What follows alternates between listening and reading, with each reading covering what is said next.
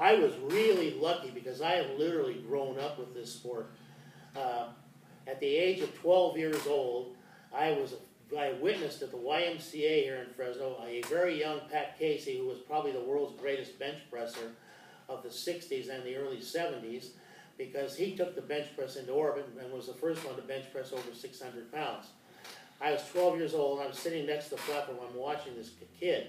He was only about 21, 22. Here I am, 12, 13 years old, seeing this guy bench press 500 pounds, and I'm going, wow, this is what I want to do. So I kept following through after I'd gotten all the body weight off that I wanted to, and it eventually evolved. So when I was a kid, I used to ride the bus down to Venice Beach.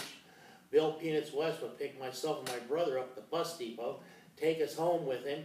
We'd go down to work out, and the next morning he'd put us back on a bus to Fresno. And we were like 17 and 18 years old when we'd go down there. And the whole time I was down there, he showed us how to properly do the power lifts. He was concerned with people's leverage. He was concerned with their arm length, leg length. And training down there, I got to be around guys like George Friend, Leonard Ingro, the guys who were the trend and the guys who were the big names in powerlifting in the 60s. But you'd have never known they were big names in powerlifting because they were just like anybody else. They went to the gym and worked out hard, and that was their big deal in the days. And we didn't have any squat suits. We didn't have any fancy power belts. We had ace bandages and shorts and a T-shirt, and that was about it. And we learned to use our body type to lift the most amount of weight we could. And Bill Peanuts West was the mechanic of this sport. Nobody today mentions any of these things except for myself about how to move the greatest amount of weight, the shortest amount of distance within the rules. And basically the powerlifting rules for all the federations are basically the same, except they're not enforced in the same way. But basically the rules are just the same. So these guys from the 60s and 70s were the ones that set the trends. The sport gradually evolved where we got more sophisticated gear. In the 70s came the power belts and the super squat suits. A little bit after that, in the late 70s, early 80s, come the bench shirts.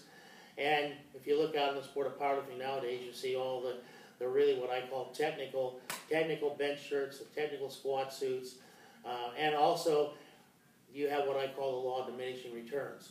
The equipment can get so complicated and so where you have to be so precise with it that it doesn't work.